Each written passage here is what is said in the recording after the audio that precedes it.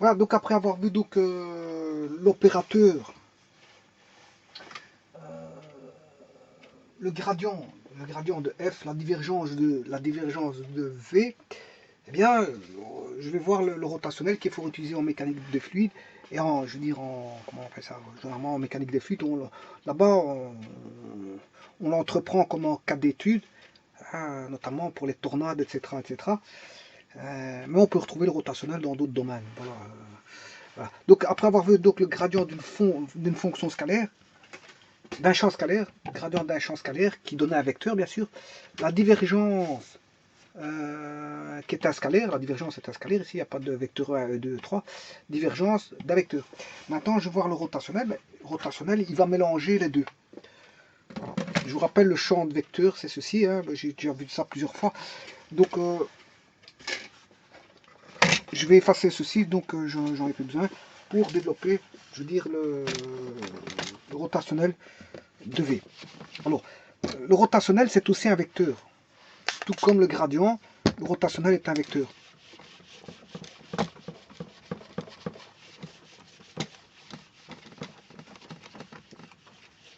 Bon, mais ici,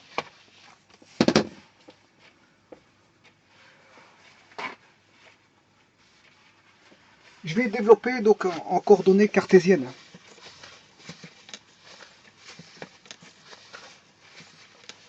Je vais développer donc en coordonnées cartésiennes.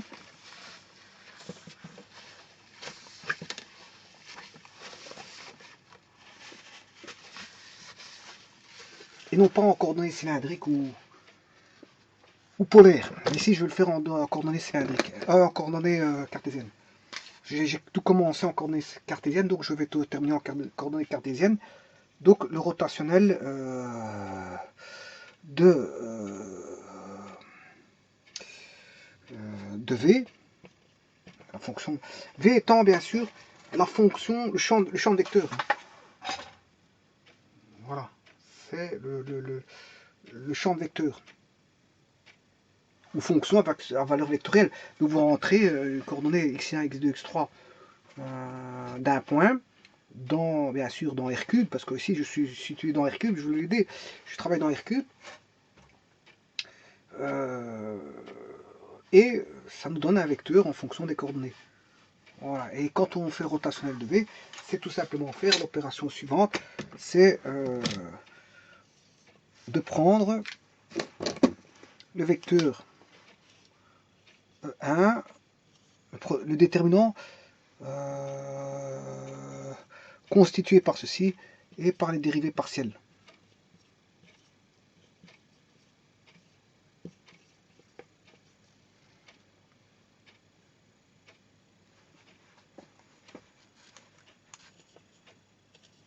C'est le rotationnel de V, donc je suis obligé de mettre V1, V2, V3, là, sans se tromper, et là on calcule le déterminant.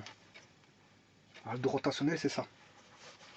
Bon, je vais faire le développement de ça, pour voir qu'est-ce que ça donne.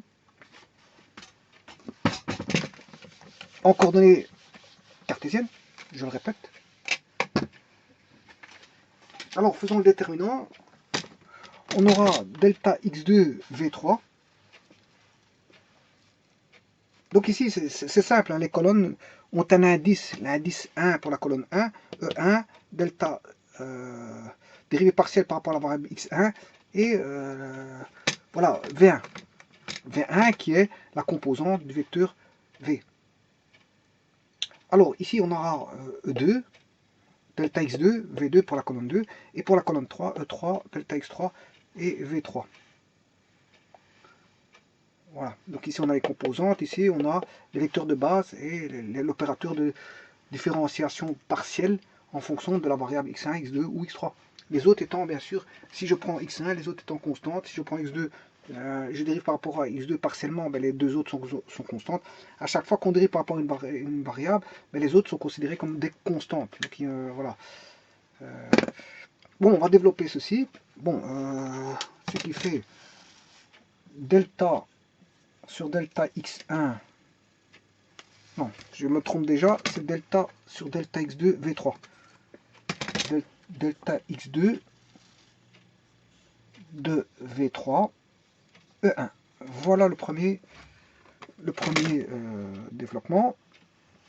Le second, on va faire E2 fois delta x3 fois V, celui-là, V1.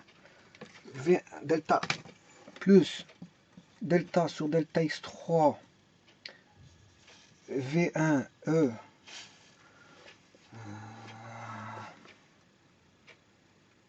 E2 E2 delta x3 V1 delta x3 V1 E2 plus, et le dernier E3 delta x1 V2.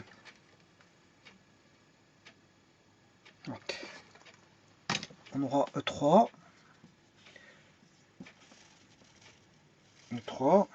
delta x1 et j'ai dit E3 delta x1 et V2. Alors maintenant les soustractions, on aura E1 de nouveau plus E2 plus E3. Alors on aura des dérivés partiels par rapport à x, dérivés par rapport à partiels par rapport à x, dérivés partiels par rapport à x, et là on aura du V. Maintenant c'est de savoir quel indice va se jouer. Eh bien en négatif, bon si je prends V1, j'aurai E3 delta x2 V1, E3 delta x2 V1. Pour E2, on aura pour E1, delta x3 V2, delta x3 V2 E1, delta x3 V2 E1, et le dernier V3 delta x3 V3 delta x2, donc delta x2 V3, et comme il reste avec le E2, ben c'est E2. Alors, ce qui veut dire que ça, je peux l'écrire par rapport à 1, delta sur delta x2 V3 moins delta V2 sur delta x3 E1 plus delta sur delta x3 V1. Donc là, je suis en E2. Delta x3 V1 moins delta, oui, parfois j'oublie le delta, bon, je m'en excuse, delta je l'ai oublié ici, ça m'arrive assez souvent, voilà. Delta x2, delta x3, delta x1, delta x3, delta x2, delta x2, voilà, delta x2, delta x3, delta x3. Alors bon, j'en étais où pour le E2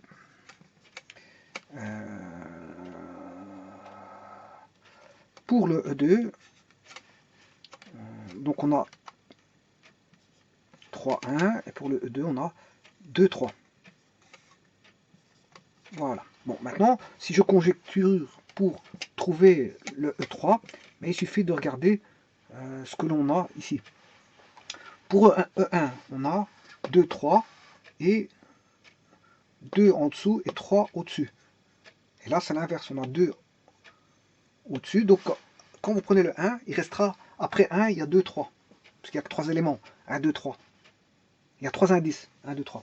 Celui-ci, c'est le 1, donc vous allez jouer avec le 2 et le 3. Voilà, donc en fait, vous allez mettre 1, 2, 3. Et quand vous mettez 2 ici, ben, c'est un 3. Quand vous avez mis un 3 là, c'est un 2. Voilà.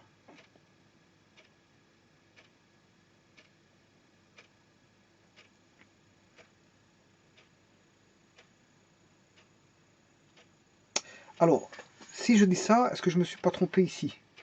Au niveau de E2.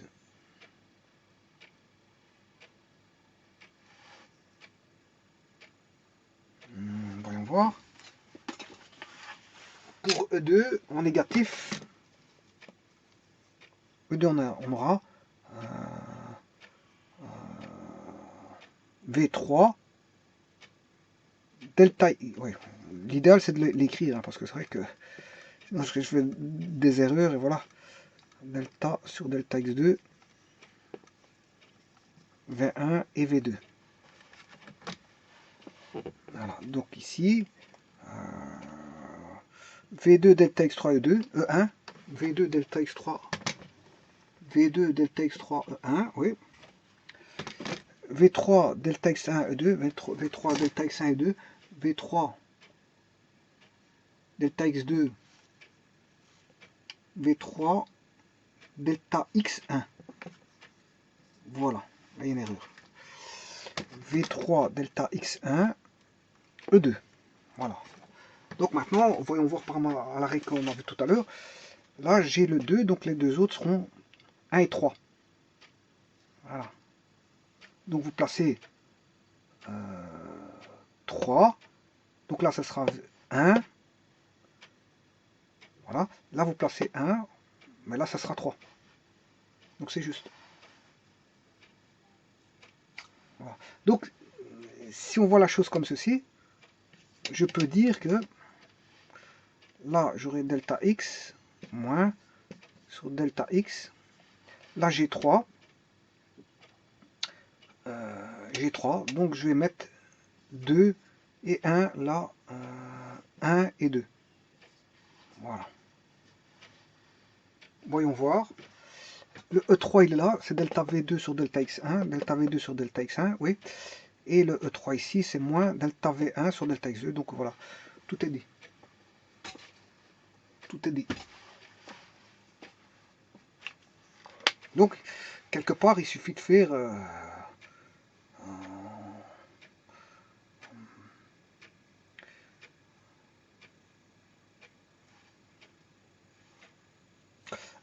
là, si on a 1, 2, 3, ou plutôt 1, 2, 3, là, on aura 2, 3, 1, et 3, 1, 2, voilà, donc...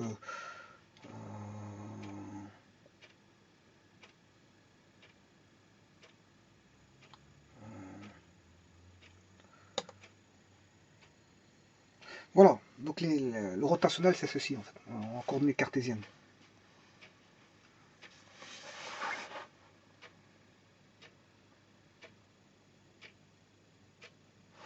Quand je mets ici 1, ben là, ce sera l'indice 3, là, l'indice 2. Là, quand on met l'indice 2, là, ce sera l'indice 1, là, l'indice 3. Là, quand on met l'indice 3, on aura l'indice 2 et l'indice 1.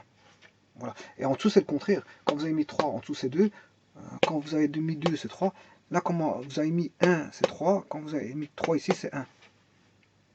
Voilà. Et là, vous avez mis 2, donc ce sera 1 là. Et là, vous avez mis 1, ben, ce sera 2. Et non pas 3, parce que le 3, il est déjà pris par l'indice de la base.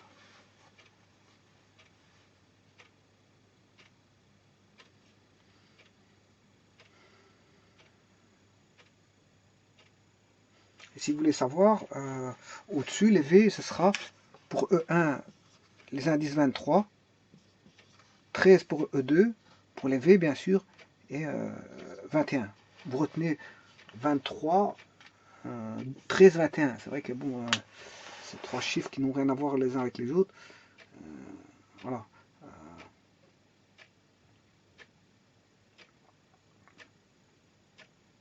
Ce qui veut dire que pour l'indice, ça c'est pour les indices V, pour l'indice de E, vous avez 1, 2, 3.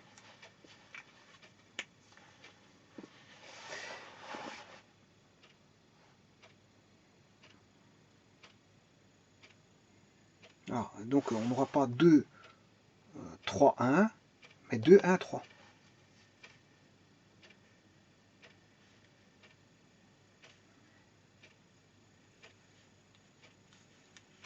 Bon, on pourrait trouver, je veux dire, une manière de, même une technique de retenir ces indices-là pour les avoir directement sans passer par le calcul du déterminant. Voilà. On peut cogiter, travailler pour voir s'il n'y a pas une structure pour trouver les indices. On va dire un procédé mnémotechnique pour trouver les indices. Voilà, je vous remercie.